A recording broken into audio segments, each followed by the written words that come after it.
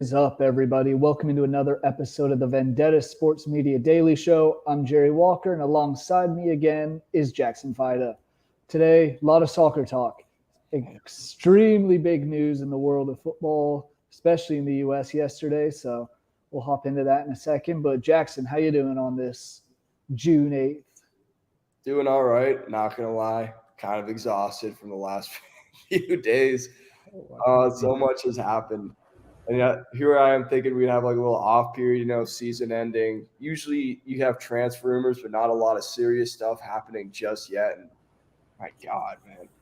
These Yeah, last days have been insane. it's just been nonstop. You were saying to me yesterday that you're sleeping in a little bit, and suddenly you woke up and see the Vendetta Sports Soccer channel on the Slack, the busiest you've seen it since you started.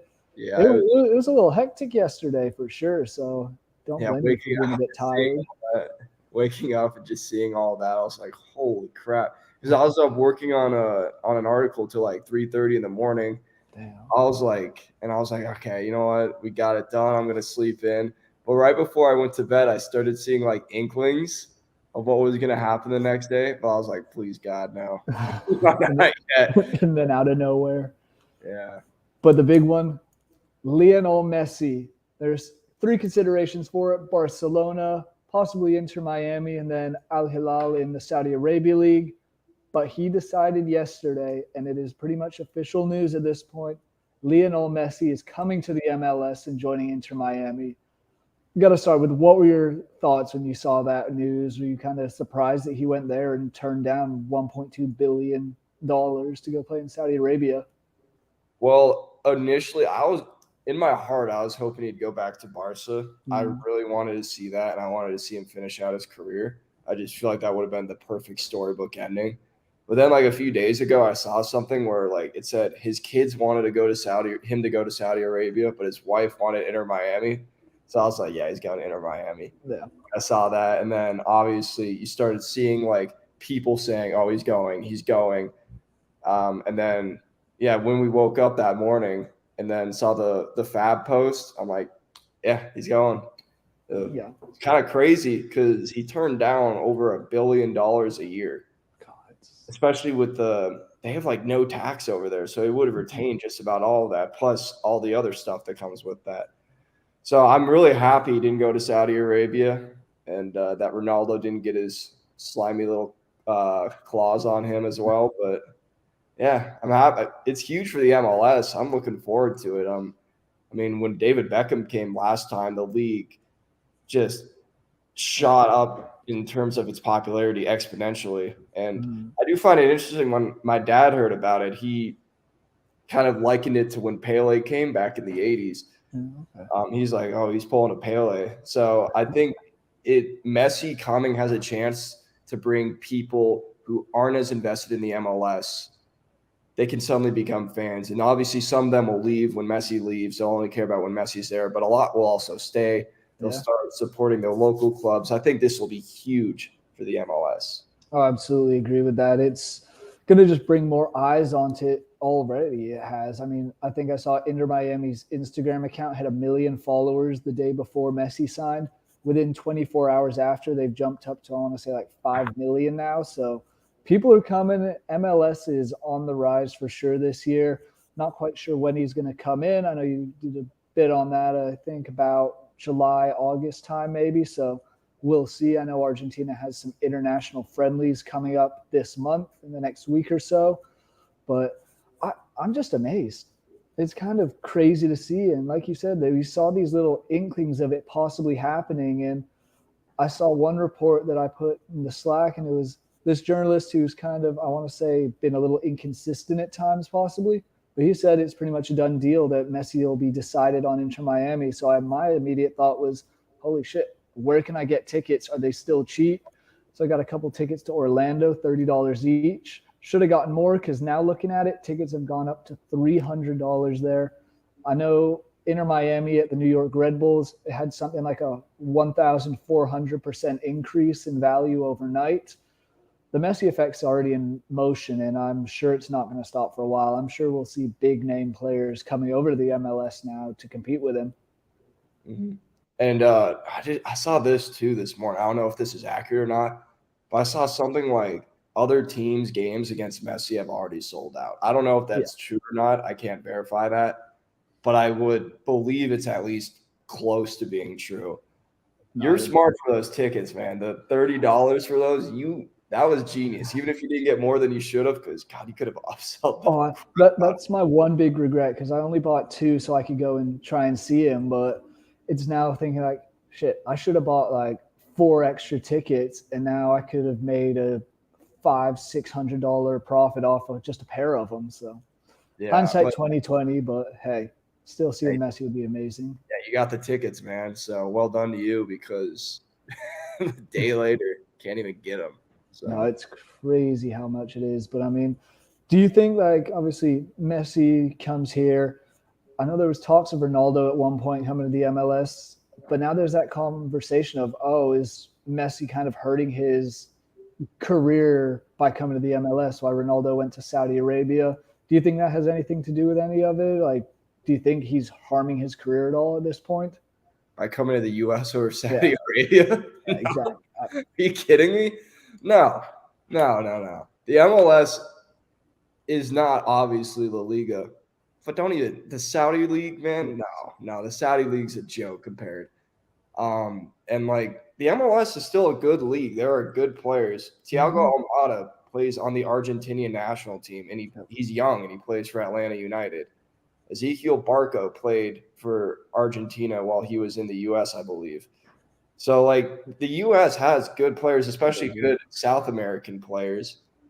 It it's definitely a step down from what he's doing, but But anywhere he was gonna go if it was outside of the European top five is gonna be a step down.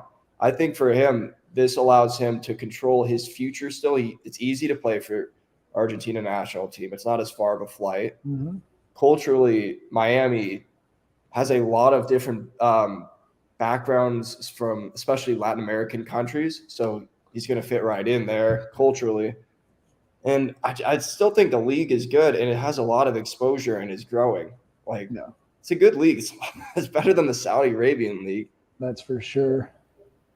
But I mean, I'm excited to see it, and I'm wondering if him coming to the U.S. has anything to do with the U.S. hosting the Copa Americas next summer, which typically it's a South American event. But I think Peru is scheduled to host it, but they had some political issues, so they were stripped of that, and no one else really wanted to host it. So it's coming to the U.S. And then obviously 2026, the World Cup will be in the U.S. So I wonder. I mean, I think this will be great for all of that because Messi will just bring the eyes to the MLS, to the American League, and the World Cup and Copa Americas will continue that afterwards. Yeah, no, I completely agree. And when you see him move the timing, it looks like he does want to finish out his international career with the Copa America. Mm. I think coming to Inter Miami allows him to kind of focus more on that and finishing out with one more win. You go to the country where it's being hosted, you get familiar with it, makes a lot of sense. And also the marketing value of being in the country that's going to host the next World Cup. That I mean, that's massive. So I think that obviously played a part. And we also can't forget about the Apple TV part and the Mm. Adidas part, which Not at all. is insane, but I mean, makes sense and understandable. I think the benefits of getting him here are going to way surmount what Apple TV and Adidas have given up. But yeah, definitely Absolutely. excited. It's going to be a blast. Hopefully, because I know there was always that there's a bit of talks of him possibly going on loan to Barcelona. Fingers crossed. Obviously, I would love to see him end his career there. Like you were saying, it'd be great to see him return to Barcelona at some point, but it'll be fun to watch him in the MLS, I think. I also think he's going to just tear it up, kind of like we saw Zlatan do and Beckham do. It's just because, I mean, he's still in the not prime of his career, but he's still the best player in the world almost. Yeah, and He won the World Cup. Saw what he did in Qatar, and yeah, it's crazy for me to think about guys I played against in college are going to be playing against Messi. This defender from Missouri State is going to have to be trying to defend Messi. I was talking with one of my coaches about it. I was like, bro, this is Kyle Hebert from St. Louis City is going to be trying to defend Lionel Messi. Like it's crazy to think about. Awesome for those guys, but life comes at you really fast at times, and this is one of those times that it does. But before we hop into some other transfer news around the rest of the world, particularly the Saudi League, I've seen a list of 5 players recently that, or today I saw a list of 5 players that could be joining Messi at Inter Miami, and I just want to get your thoughts on these players: Luis Suarez, Sergio Busquets, Angel Di Maria, Jordi Alba. I guess it's just the 4 of them, but those 4 players. I think that'd be great. I think Inter Miami is going to be building their super team down there, kind of like we've seen in the NBA to an extent. But I think it's going to be insane. What do you think of all those guys? Do you think they'll all come over? Or? I don't think all. I do think some. I think Di Maria will come. I think I've got a good feeling about that one. I can't really base that on anything except pure gut feeling. Yeah. A guy like that, Jordi Alba, maybe. I mean, obviously he's rumored with Saudi Arabia as well, but I feel like his Saudi interest isn't as high as some of the other guys, so I could definitely see him coming. Busquets, I'm not entirely sure. Okay. Honestly, I think he might go to Saudi Arabia. Because that's the one I feel confident on more than the others is Busquets coming to Inter Miami, only because I think I remember reading stuff back in December when Messi was first kind of rumored to potentially come here that he was going to join him if he did. So, well, there you go then. maybe. I stand corrected. Maybe he will. I'm not sure. But then who's the other one? Luis Suarez, Suarez. who's playing in Brazil at the moment. Yeah. I don't know because he's back in South America. But, I mean, they all played with Messi. I'm sure Messi can obviously get a phone call in and possibly recruit him in. So maybe. But, God, if they get even just 2 of those guys, they've got not only an incredibly marketable team, but, God, their team is going to be so good. And they need someone in Inter Miami because they really haven't been delivering on that promise since they had like Matuidi and Higuain, but they didn't really do anything, and they just haven't really delivered on what people thought Inter Miami was going to be. So this Messi thing is huge because now you can bring in these other guys too, and yeah, it's going to be massive for Inter Miami. Yeah, because I mean, right now they sit bottom of the Eastern Conference after 16 matches with a whole 15 points. Just fired their manager last week, so big changes coming there. Do you think Messi's going to be able to turn around this team this season, or do you think it'll be gone to next year more? I think there's still time for them to possibly turn it around and make a playoff run, but it's not just going to be Messi. They need other players, and I do think they need Tata Martino. He's been rumored with the job. Okay. I think if Martino comes, because he lit it up last time he was in the MLS with Atlanta United.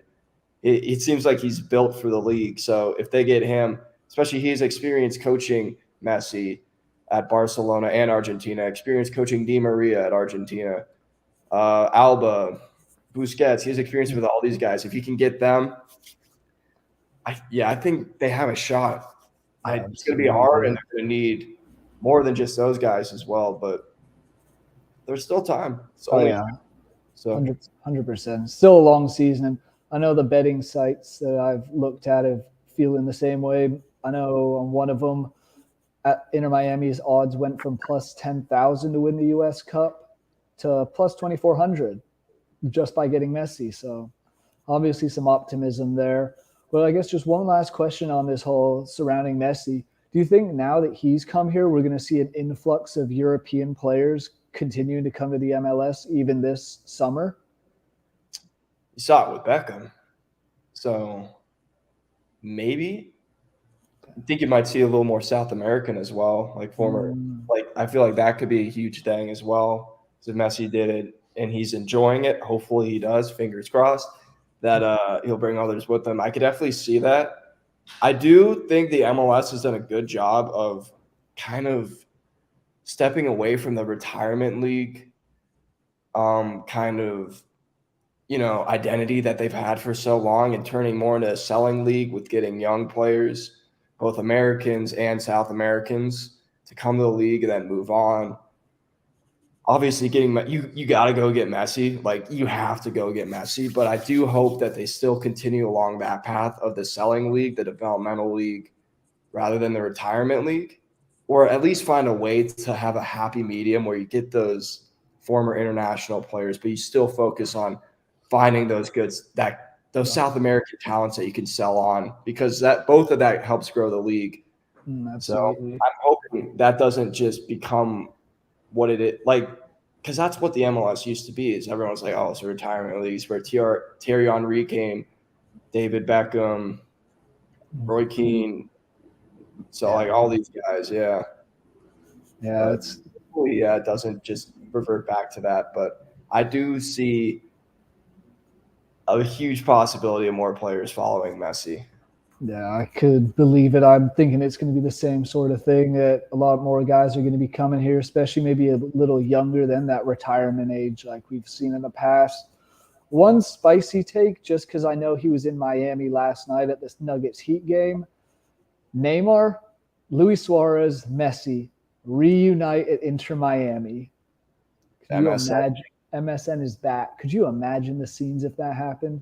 oh my god, dude, they would break the internet. They would break football fandom. It wouldn't even be insane. It would be crazy.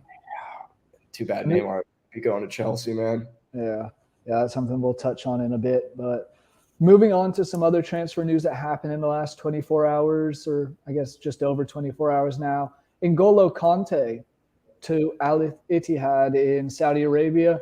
What do you think of that move?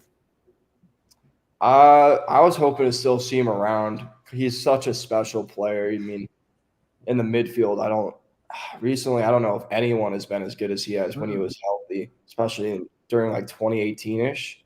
Oh He yeah, was unreal.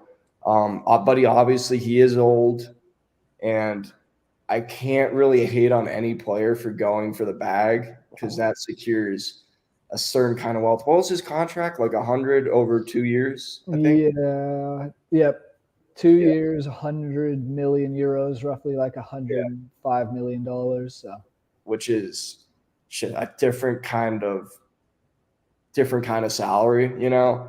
So I respect to him, and it's good news for the Saudi league. They got another star player. It did kind of catch me by surprise. I didn't really see that one coming, but no, I agree with you on that. I felt like Conte was going to probably either stay in England. I thought he was going to re-sign with Chelsea earlier this year because there was all that talk, so they were very close, and then something went wrong. Probably Chelsea finishing 12th had a big part of it, and all the money that they threw around just not working out. So, they also but have so much money on wages for different players, yeah, and they probably were just like, you're old. We need to move in a different direction. We're kind of changing things up. We love you, but we need the salary money. So it was probably a little bit of that as well. yeah, and I mean, now he's teaming up with someone else who's just joined Al Ittihad, and some guy after 14 years, I think, playing on that small team, Real Madrid, one of their best players in recent times, Karim Benzema, going there to get a bag as well. Mm-hmm. Yeah, you see the comparison between his salary and the salary cap for NFL Yeah, teams. that was so funny. It was, yeah, you can explain it if you want So for those viewers. what's the salary cap for? I know it was like a 10 million difference. It's It what was is it? it was something like he's making $215 million Yeah, a year, or over his 2. 2 years, and the NFL salary cap is like 225 million. Yeah, so if an NFL team were to go with that kind of contract, they would have 10 million left for any other position. That comparison was like eye-opening because Mind blowing. the money these guys are making by going to Saudi Arabia is absurd. It's like actually absurd. I mean, it really is. And like we've seen it with Newcastle when they've bought, or when their owners bought them. But now we've seen Newcastle buy a few more teams. It's that, I don't want to say it like this, but it's that oil money that they have down in the Middle East that they're just bringing in a boatload of talent potentially. And I saw another guy rumored to be possibly joining Conte and Benzema at Al Ittihad is Sergio Ramos. Oh yeah, I did see that as well. So that would be interesting. Get three of arguably the best players over the last decade at their respective positions. That'd be pretty impressive, building a pretty nice team down there as well. Yeah, but I mean they're also beyond their peak. So this is like kind of the thing is like they're getting all these star players, but you're getting them past their prime. So when Ronaldo's still out there shouting like, "Oh, this is going to be like one of the top 5 leagues. Look at all these stars coming." That's not how you build a top 5 league. That's how you build a retirement home. I was going to say, is Saudi Arabia becoming the new MLS?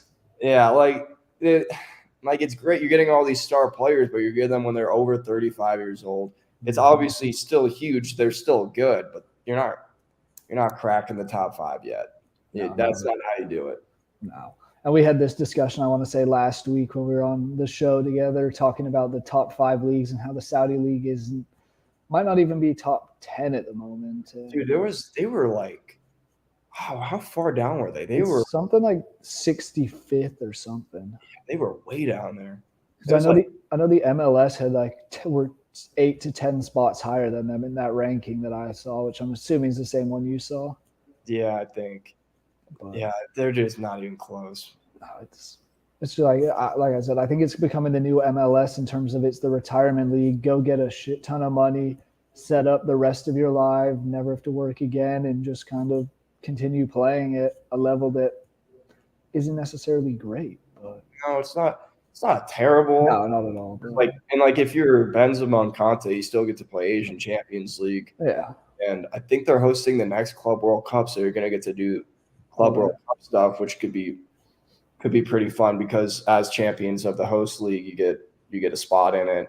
So that could be fun. But yeah, it's still not it. Yeah.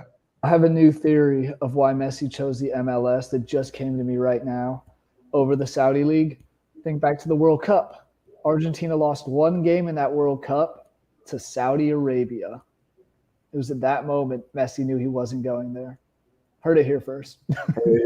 Jerry Walker. No, I have nothing to base that on apart from Saudi Arabia did beat Argentina in the World Cup. And I would agree with you, except for the fact that he is the face of their entire tourism. That is true. I don't know if he has too hard of feelings towards the country that is paying him probably, just an absolute shit ton to get people. No, absolutely. It's like I said, no real basis off that. Just a gut decision. It could be something. I don't think it is, but who knows? Otherwise, another big transfer that we kind of all knew was going to happen. It was more or less just a matter of time. Jude Bellingham to Real Madrid. I want to say it was for a fee of $100 million. Yeah, they have him locked up for like the next 7-8 years. I think. Mm-hmm. Yeah, and he's the best young midfielder in the world right now. Still 19 years old. Yeah, which is crazy because it feels like he's been around for 5 years. But yeah, he's an unbelievable talent. I feel like everyone kind of knew this was going to happen. Like he fits the Madrid prototype, especially for transfers, so well. He's a young, talented player. He's got that flair to him. He's already captaining his club sides when he's not even 20 years old. He's already one of the best midfielders in the world, let alone young midfielders in the world. Like huge get for Madrid because he's only going to get better over the next 5 years, which is terrifying to think about. But he's going to be the best midfielder in the world, I think, in the 3-ish years. And he will, at that point, he'd be, 22? He'd have another 8 years. Yeah, which is crazy. A huge get for them. And the scary thing is he's not the only young midfielder they have. Obviously, they have Luka Modric and Toni Kroos still who are getting towards the back end. But they have Erlen Tchouameni, who's 23, French international, as well as Eduardo Camavinga, who's only 20 years old. Mm-hmm. And I want to say they brought in another midfielder today, but I'm blanking on his name. But it's such a young team, that midfield, that they're just what it seems like Real Madrid always does: turn out the old players, bring in the new ones, and just keep the cycle going. Which is why they have 10 plus Champions Leagues and are consistently one of the best teams in Europe in La Liga. I don't see them stopping anytime soon. Yeah, and they needed to get some players. Obviously, they have a few that are leaving. They still need that striker. That's got to be huge for them because they didn't think Benzema was going to leave. No, that was a shock to me as So well. yeah, obviously Harry Kane is the one Ancelotti wants. It'll be very interesting to see if they can get him, especially after dropping 100 on Bellingham. But still, good get for them. They need the young reinforcements, and you've got an absolute star with Jude Bellingham. So huge day if you're a Madrid fan. You just got yourself an absolute world beater. Absolutely, and I mean, there's another forward that's been linked to him for the last few years. Is he going to go? Is he not? Kylian Mbappe, who's been connected with Real Madrid. I don't know if they have the funds necessarily now to do it or able to play within La Liga's financial fair play rules, which I think had a big part of Messi not going there back to Barcelona at least. But God, could you imagine a team that has Jude Bellingham, all these young guys, and Kylian Mbappe? Oh, dude, it'd be unstoppable. It'd be unfair. Because, I mean, you could have a front three of Vinicius, Mbappe, why am I blanking? Valverde, potentially. And then, yeah, just an insane team. The problem sometimes, though, when you go, it's like kind of like what's happened at PSG. You can collapse under your own weight. If you go and get all of these star players, you have to deal with the egos. I don't know how a Vinicius Mbappe relationship would work because Vinicius is the guy now.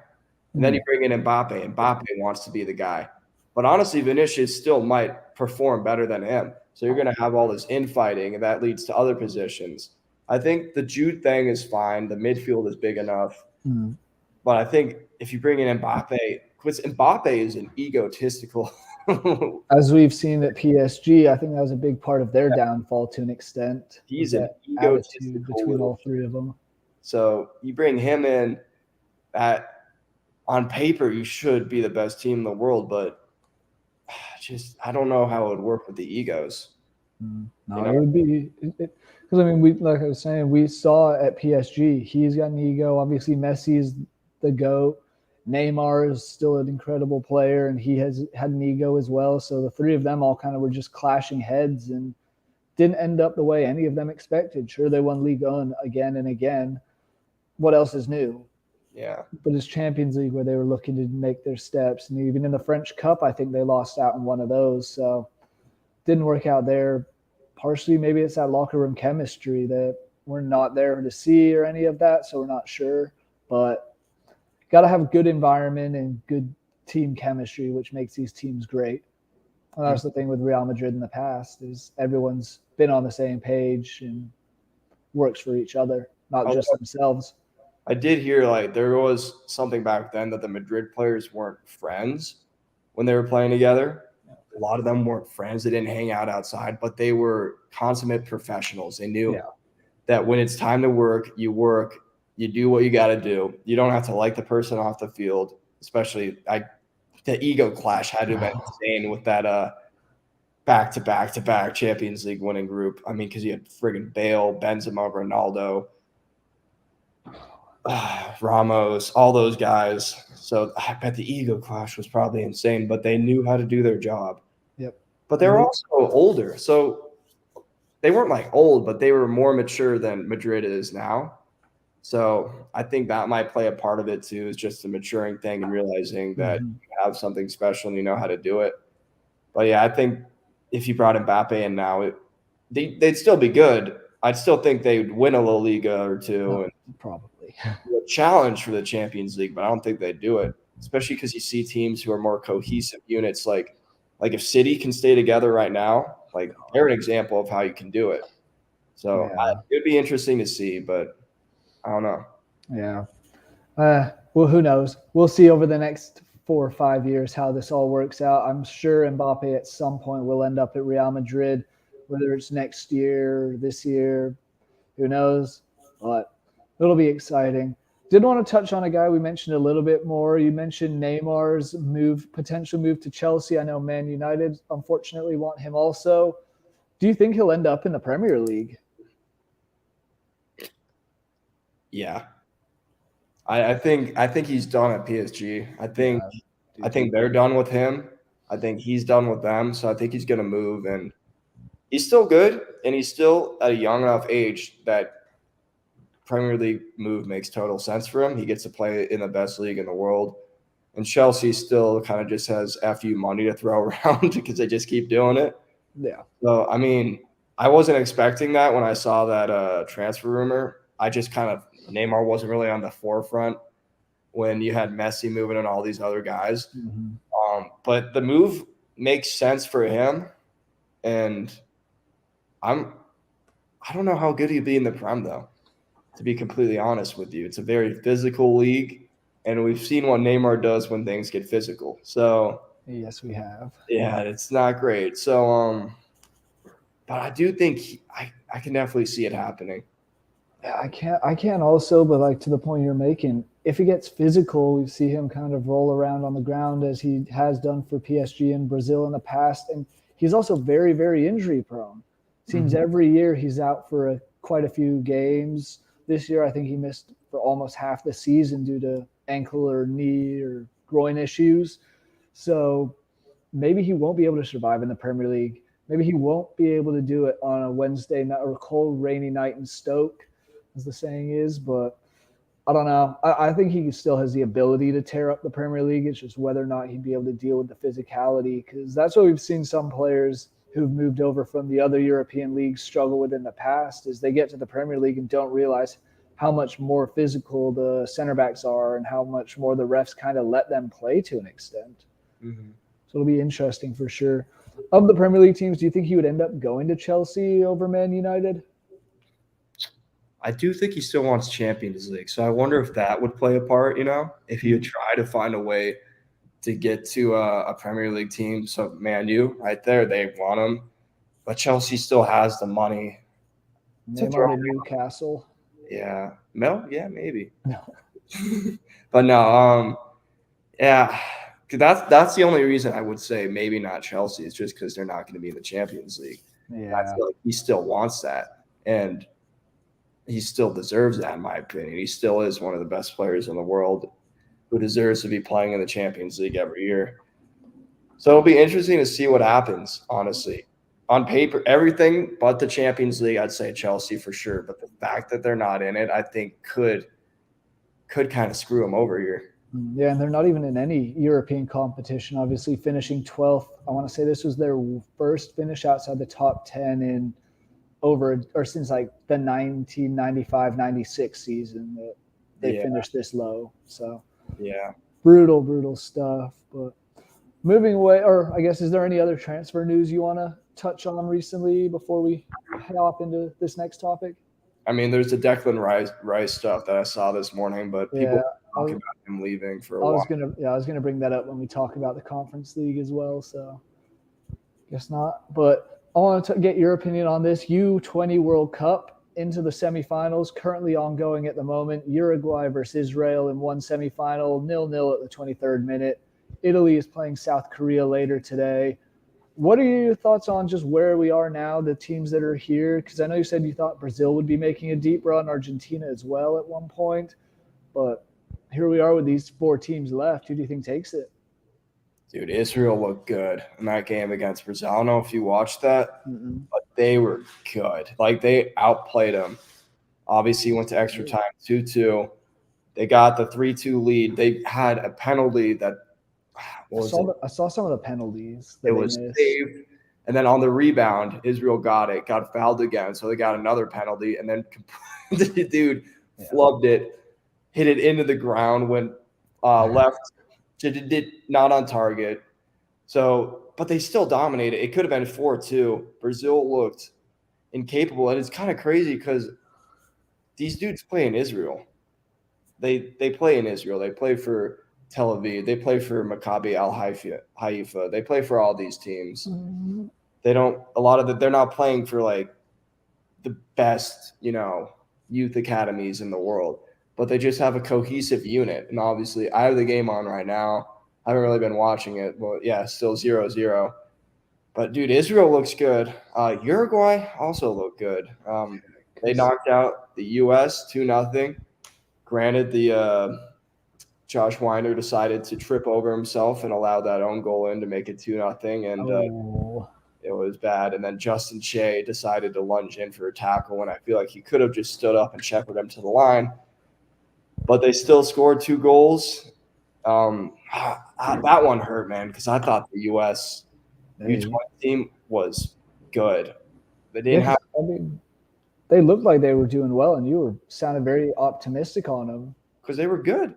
They didn't have quite the star power of some teams in the past where you're like Tim Way on a team, Serginho Dest on a team, but man, as a team they just worked, and the passing and all this, they look so good. And then as soon as they have a test, like against Uruguay, they just freaking failed. Yeah. And it's crazy because they conceded 1 goal through the course of qualifying and in the actual tournament up until that game. And then they look terrible. Do you think it was the pressure that kind of got to them, or or do you think it's more just Uruguay found a way to go at them and find a way for the U.S. to make mistakes?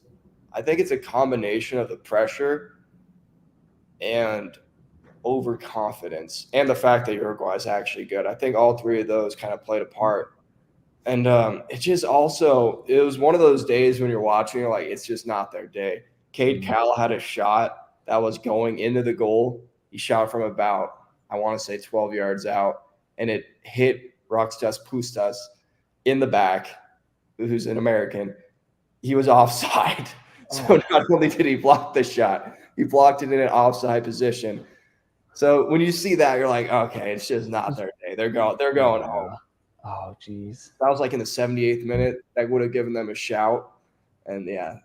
But I mean, that team's still good, exciting future for the U.S., but Absolutely. That's 3 straight quarterfinal exits at the U20. And at a certain point, you got to wonder, when are we going to get over that hump of being very good to being an elite youth program? So, but still, congrats to Uruguay. They're playing Israel right now. And later on today, who do we have? We have South Korea. Yeah. Who do you think wins that one? Because both of those teams have looked pretty solid so far. I know South Korea beat the hosts Argentina. Was it 4-1? I think they beat Nigeria, didn't they? Oh, yeah, Nigeria beat Argentina. That's right. Yeah. But yeah, dude, South Korea's got a very good youth program. For those who don't know, they went to the last U20 World Cup final, lost to Ukraine. So their youth system's really good. And when you watch them play, they're good. Italy's looked so good this tournament. Obviously, beat England. They've been dismantling teams. Huge news for them because on the international front, they have been absolutely abysmal, bar that 2021 Euros win. But besides that, they've been pretty freaking awful. So this is good news for them, obviously. Whenever your youth teams do well, it's not a sign that you're going to have some insane players come, but it means you're doing something right in youth development. So good news for them. I think South Korea takes it, though. I think that squad is so good. And for people, a lot of people don't realize how good South Korea's youth system is. Japan as well. But those Asian youth setups over there, I think it's like they play for they're called high schools, and then some of them go to universities and then move on. But they're so good. So I think South Korea wins that, but I'm calling Israel winning this whole thing. Okay. They look so good. They've got decent fan support behind them. And I think when you beat Brazil, you kind of get that confidence high. Yeah. So they might ride that all the way, but it'll be interesting to see what happens. 0-0 still, so.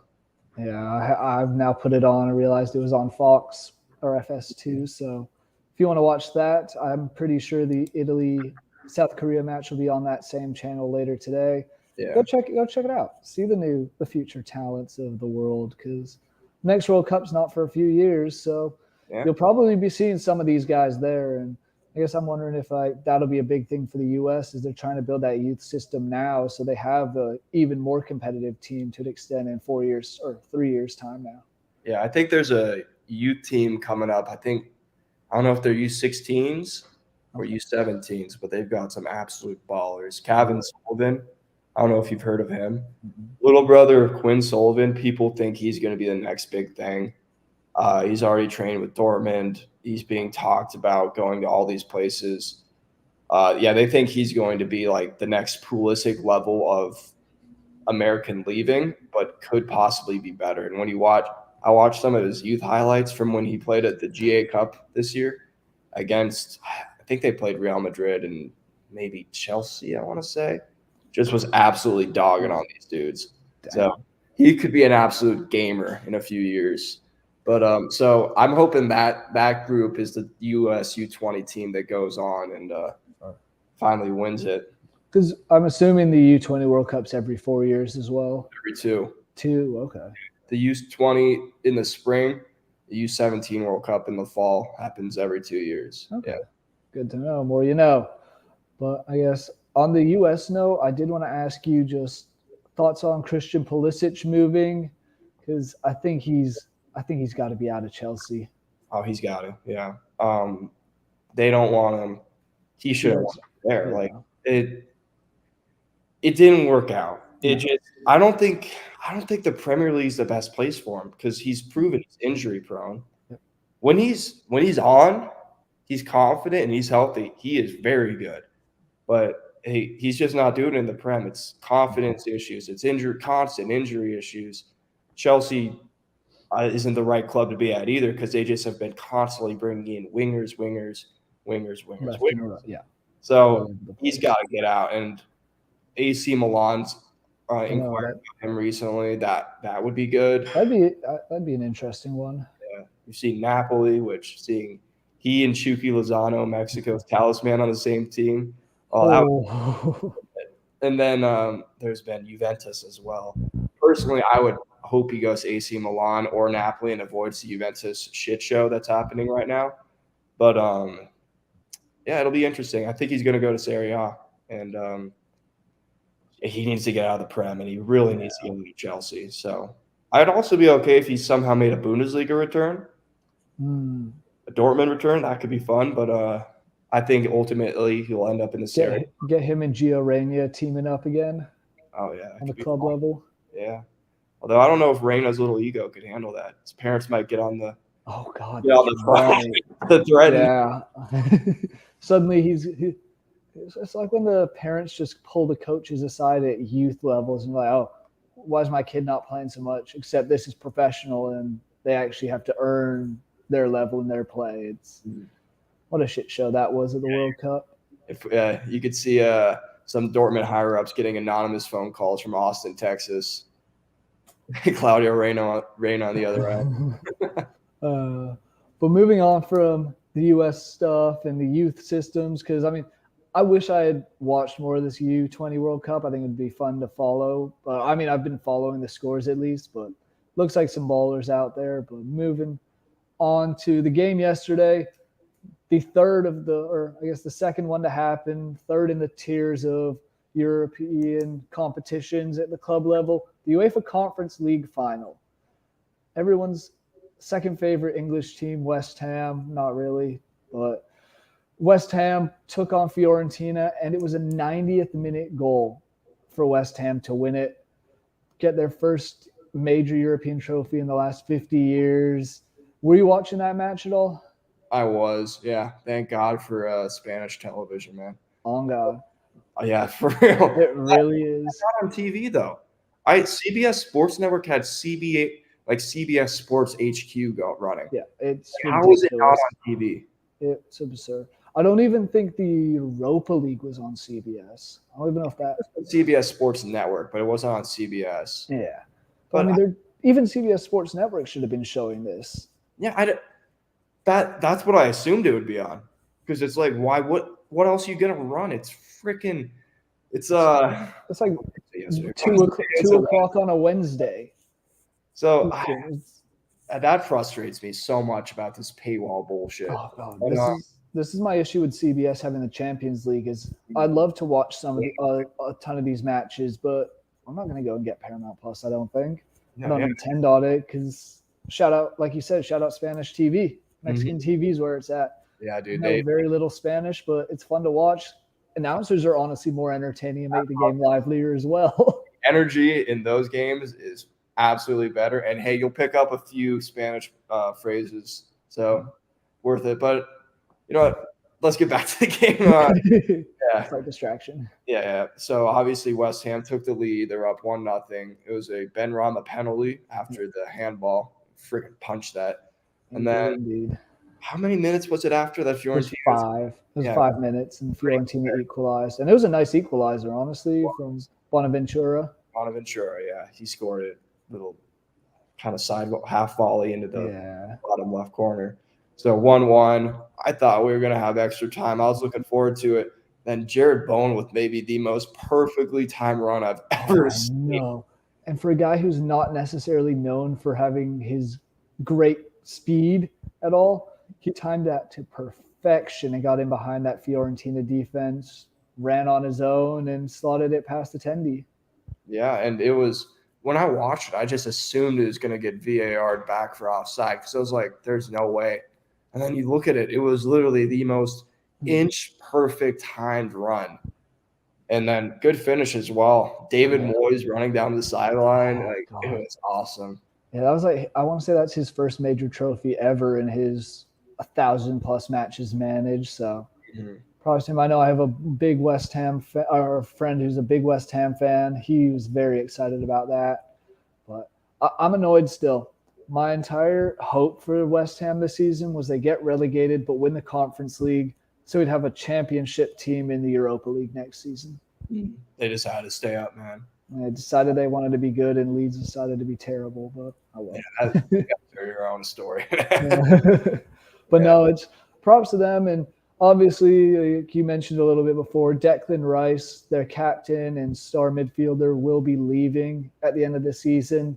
I think it's all but we've kind of known it was coming for a while, but I think it's all but official now that he's going to be going. Not quite sure where. I know Arsenal has interest in him, as I'm sure a few other teams do around England.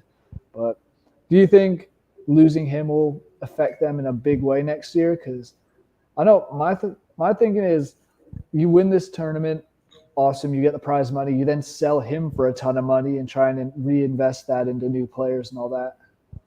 Yeah, I think it will affect him because he's a leader. So it's not like you're just losing a star player. You're losing your captain. Yeah. So that's obviously going to be a massive blow, especially you're going to lose into another Premier League team. So not only are you weakening your team, but you're strengthening another, which kind of sucks for them. Obviously, they're going to have all that prize money, and they're going to get all the money from him to reinvest. And I do think they'll finish higher up in the Premier League next year than they did this year, I think. But I don't think they'll win the Europa League or anything. I think Declan Rice is a big part of that. Yeah. And just his presence, his mere presence, I feel like just elevates that team in a way that is irreplaceable at the moment for them. It's like I feel like it'd be unrealistic to go get a Declan Rice replacement because he is one of the better players in the Premier League, one of the better midfielders. So I think it'll be a big blow for them, but hopefully they are smart with how they reinvest it, and they can be competitive next year in the Premier League and the Europa League. Yeah, it'll be interesting for sure. I'd like to see him do a Europa League run through a bit, at least get out of the group stage, make it a little interesting. That gives England 8 teams in Europe next season, which I'm all here for.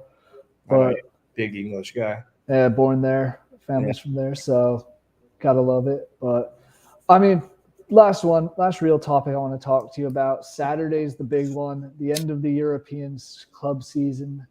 Champions League final, Inter Milan, Manchester City. First question, can Inter stop the treble? They can, but they won't. I think City's too strong. They're going to be too motivated. And you're going to have Erling Haaland going against a 35-year-old Acerbi. So I think Haaland wins that battle 10 times out of 10. Yeah. It will be interesting, though. Inter, with the 2 strikers they have up top, I'm curious to see what Pep's going to do to deal with that because you have Lautaro, very technical, quick, and then you're going to have either Dzeko or Lukaku, and during the game, they're going to swap out. So they're going to beat you down physically. No one's going to be as physical as those two. So they're going to beat him down physically. Ruben Diaz is going to have to step up for them and kind of be a physical force. But they're going to do that. And then after they get you tired, whoever starts, probably going to be Dzeko. You're going to have Lukaku subbing in for the final 25, 30 minutes. So that will be interesting. I do think that this game will be won on counterattacks, though. I feel like Inter is going to be so tightly compact. So City's going to possess. They'll get chances. I don't think Onana is going to get beaten from that. I think the way City ultimately does it is Inter pushes forward. Suddenly, bam, De Bruyne picks the ball up in midfield, starts running with it. He gets Grealish running with him. He has Haaland going in front.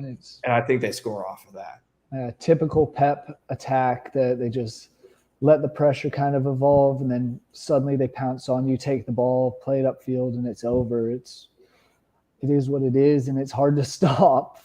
That's for sure. And I mean, Inter, at least in their matches against AC Milan, have been playing three in the back, so that's something that maybe their tactic is going to be, just try and congest that midfield so City can't get out on the break. But like you said, I still can see that happening, and I'm wondering what Gundogan is going to be doing, because this is potentially his last game at Man City, as he's connected to leaving and heading places like Saudi Arabia, possibly Arsenal, Bayern Munich. I know are interested in Barcelona. So who'd want to leave on a bang after his FA Cup performance with 2 goals there? So yeah, leaving on a treble is not bad. It's not a bad way. Not at all. Not a bad way to go out. But I mean, do you have a prediction for this one? I'm feeling 2-0 City. I think first half goal, second half around 60th minute, that kind of buries it. Yeah. I think it's going to be one of them is going to be a De Bruyne aerial assist to Haaland on a header. Yeah, it just seems inevitable. He plays those balls so beautifully, and Haaland just is the best at getting in the right position to score those goals. I think one of those is that, the other is like a counterattack. Grealish cuts in, scores. 2-0.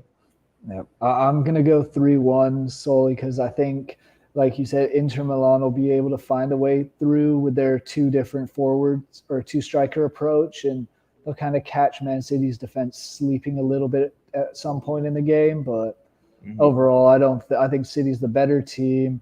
I can see a way Inter wins this, but it's more of they have to hold possession and kind of just fight off that pressure the whole time. But I do think Man City is just too good, too much depth, because you'll bring out, even if they do bring out Haaland, you bring out Julian Alvarez, World Cup winner with Argentina this past year. Bring off all these crazy guys off the bench. So I got City 3-1, completing the treble. I think their biggest enemy heading into this game is Pep Guardiola. I think he's just sometimes too smart for his own good. If he overthinks this and is like, oh, two strikers, I got to figure out how to deal with this, and he just messes with too much, that's how Inter, I think, could win. I think if he just does what they've been doing, City wins it. But Pep has been shown to overthink things, especially in big Champions League games in the past. I think that is the only way I see them losing, besides obviously Inter just playing the game of their friggin' lives, or not unreal, scoring on corners, just stuff like that. I think realistically the way City loses is if Pep Guardiola overthinks his tactics, does something different. If they stick with what they're doing, they win. Yeah. If he tries to get too cute, because honestly, if it ain't broke, don't fix it. Typical saying, but that's what Man City's been doing all year. They've just been grinding out games, and I'm not overly worried that they won't win it. So that being said, is there anything else, other news around the world of soccer, football that you want to talk about? I'll give a shout out to Club Leon, won the CONCACAF Champions League over the weekend. The last edition of the CONCACAF Champions League, they have rebranded to the CONCACAF Champions Cup, which is the same exact tournament, but with 27 teams instead of 16 teams. Fair play to Club Leon. They're going to the Club World Cup this year and to the expanded one in 2025. So congrats to them on their first ever continental club victory. So with the new with like the new rebranding and the new expansion, is it more teams from the US or the MLS and League MX, or are they adding a couple more teams from, say, Costa Rica, El Salvador, where these countries can qualify? I think there's more from them as well. I think so. The Leagues Cup competition between Liga MX and MLS, I forget how many spots there are from that, but there are spots from that now. Okay. And I forget where the exact teams are coming from, All right. but It's going to just be an expansion. more teams and more prize money. It's going to be a $5 million prize for us. So they're increasing that. I was hoping they go to a group stage. I like group stage longer. Like you start the group stage in like February, March-ish, and you go all the way through the season, make it kind of like the Champions League. Because I feel like most teams in the in North America kind of have that whole spring, fall kind of thing going on. Obviously, Mexico technically starts in the fall and ends in the spring, but they still have the different seasons.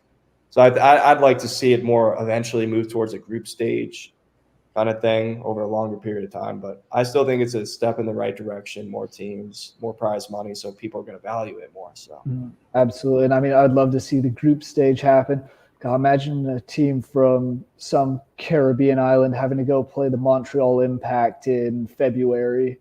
Well, do you see the Haiti team that beat us? The Haitian team? Yeah. The team that hadn't even played in its league in the past 2 years and had to play the game in the Dominican Republic because of all of the unrest in Haiti, and they beat Austin FC. Jeez. It was actually that tie because they had to do it over 2 legs and they friggin' won. When was that? Was that in the Champions League this year? Yeah. And Austin FC scored the most ridiculous own goal I've ever seen. And then they couldn't do it at home. It was absolutely absurd. I'm pretty sure that team had to recruit Haitian players from the U.S. to play that game, just that one game, because they couldn't get players in with visas and whatnot, or visas, the passport. I don't even remember what the problem was, but they couldn't get some of their players in, so they recruit American Haitian players. I don't know where they played. I don't know if they were college USL, but they played that game, and they freaking won. Jesus. Yeah. That's crazy.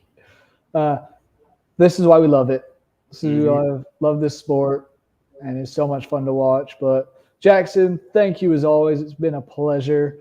We will thank you guys, the viewers, as well. You can see on the little bar below. Subscribe to our YouTube channel, Twitch page if you're watching on there.